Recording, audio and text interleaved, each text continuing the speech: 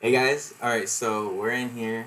It's the 28 years that this manga is on. One Piece, 28 years. Let's go. So we're in the actually we don't see a cover story, but we do get a cover page and it's beautiful. It's just going over the timeline. We have Gear 2 Luffy and you see him behind the number 2 symbol. You got the 2, you got the 3, you got the 4, and you got the 5.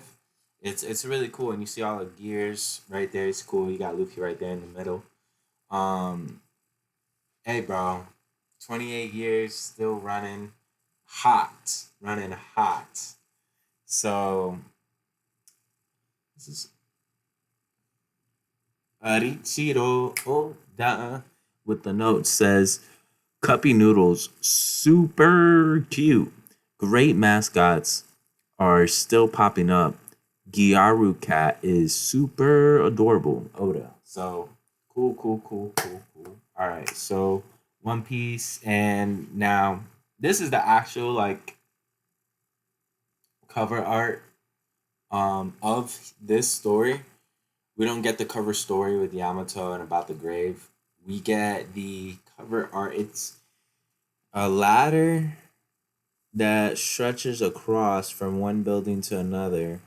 Probably like they're like 4 or 5 stories high. And Sanji's trying to get Nami to go. Nami's scared, hugging, Papa Jinbei. Brooke is right on the edge, like playing the violin. Robin's walking through. Frankie's on a hot balloon. Chopper's walking through. We got flying penguins, right? We got Zoro as one of those penguins. Um, that's just so cool, bro. And we got Sanji, yeah, like I said, but we got Luffy up in the middle of the air, and we got Usopp up in the middle of the air. And another thing that I see from here is Usopp and Luffy. Those two guys are going to be big in this arc. So you see, they're the prominent figures in this one. So we'll see. We'll see how it goes. But anyways, moving on. We'll get right into the chapter. Chapter 1155, 1155. Man, this guy is rolling hot. 28 years and going. So Loki responds back to Rocks, and Rocks currently he has his East Blue crew. That's where he's at right now, and we just get to see the power in this chapter. So Loki says this is Elbath, but Pops ain't here. He's on a voyage. Rocks, the legendary pirate, came to Elbath, but why? And Rocks, well, okay, before that, Loki adds on to he's on a voyage. You're all puny humans. This is the first I've ever seen one moving around for real. So then we have it seems like Stussy saying, ah ha ha, how cute, little heart. And then Rocks, his first speech in this chapter, he says, hang on, did you just say Pops? You're Harold's kid? Then Rock says, I'm guessing he can still be reached even if he's away, right? What's your name? Loki responds, Loki. Rock says, all right, Loki, just do what I tell you. Head on home and get someone to send urgent word to your pops. Tell him to say, Loki has been seriously hurt. You've got to return to Elbaf at once. This really got Loki upset. And Loki says, now watch your mouth. Do I look like I take orders from a human? You seriously expect my father to drop everything just because I'm hurt? Yeah, right. Besides, someone as weak looking as you has no right to boss me around. Rox charges up Hoppy, and the narrator chimes in. Rox's swordsmanship was renowned for its brutal impact akin to a giant hammer or cannon fire. It is said to blow everything in the surrounding vicinity away. And right there, it's like boom, like hitting a grand slam in the bottom of the ninth inning. Like Rocks really just boom slams giant baby Loki. It looks kind of funny, but then Rock says, "Vo ha ha ha." There we have it. Loki has been seriously hurt.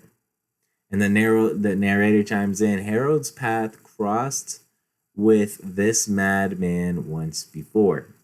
Vo ha ha ha, different from ze ha ha ha. But narrator says it happened during the reverie that year. And we're getting a flashback to the reverie. Someone attacked and kidnapped five of the kings. Unbelievable. That big man in black has to be the culprit. And that's what they're thinking on the outside of the castle, but on the inside of the castle, it's different. Emu, right now, just responds, the lives of those sovereigns cannot be used to extort Mu. Yeah. And Rocks says, no kidding. But it threw the Holy Land into total chaos, didn't it? My gosh. Insane. And then narrator chimes in. The incident would be the first and last of its kind. An intruder made it all the way to the flower room hidden deep within the Holy Land. The man claimed to be a Davy Jonesian pirate. He knew there was nothing more he could do in that moment, so he withdrew with these words. And Rock says, just wait. One day, I'll be back. Eye to eye. Rocks to Emu, bro. Oh my gosh, bro. This is literally like rookie Rocks, bro. Rookie year Rocks. Bro. He's nasty. He is so nasty. So, narrator, naturally, this incident would never be brought to light. Ironically, on that very day, there was another intruder in the Holy Land. Celestial Dragons. Look, it's so much bigger than a normal giant. I want it as a slave. No, we should kill it and have it stuffed. Guards, protect the nobles. And then hot, hot, hot, hot, hot. I'm sorry the negotiations went south, and I know trespassing is a crime, but isn't all this going a bit too far? Harold is on fire right now. So he's on fire and he's running away. They're blaming him. They're literally right here. Don't let the kidnapper get away. That wasn't me, I swear. Now, as he's running and escaping, we have Rocks. What it seems like is running and escaping too. But I don't know. You know what I mean? So, they're running and escaping in the same path.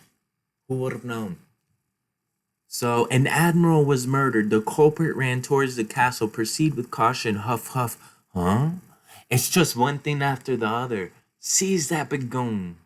That must be the guy who kidnapped the kings. How dare he use me as a scapegoat? I'll show him. That is literally Harold gonna go crazy. And we have Rocks. A giant in the Holy Land? Don't your kind lurk in the bonies? And he's getting ready to lock up. So we got two guys that and from my opinion, they're like not supposed to be here. This is not their land. You know what I'm saying? And they bah, hit them both. And the clash between the two strangers blew away everyone within a 5 kilometer radius. That's 3 miles, guys. So, vo ha ha ha. State your name. Bra ha ha ha. It's Harold. I'm Rox. Angle your next strike toward the town. They'll enslave you if you get caught. Don't ask questions. How do I get to Elbath? The new world is that way. Fo ha ha ha. If you survive this, let's meet again, Harold. Don't be ridiculous, as if I'd ever associate with a criminal like you. What the? Are you seriously just gonna jump off the edge? Yeah, bro. Harold jumps off the edge. Rox had taken down a Navy admiral just moments earlier. Despite all the efforts to save him, the admiral did not survive. It was deemed the most grievous of sins. In the blink of an eye, Rock's infamy boomed. The event sent a powerful shock throughout the seas. Sometime later, a ship carrying a great amount of celestial tribute to Mary Joas was attacked. The gates of justice were destroyed, and the attacker fled the scene. The stolen funds were later used to support Rox's pirate activities. Wow. Until that point, Rox had always acted against the world government, but after that, he started to target pirates too. In the world of pirates, there exists a long standing tradition known as a Davy Back fight. Pirate crews would compete in a series of matches, wagering their flags or even their crewmates in a truly ruthless game. Rox used this tradition to build his entire crew. They had won many scoundrels to their side before they even had a flag. After that, they made their way to Elbath.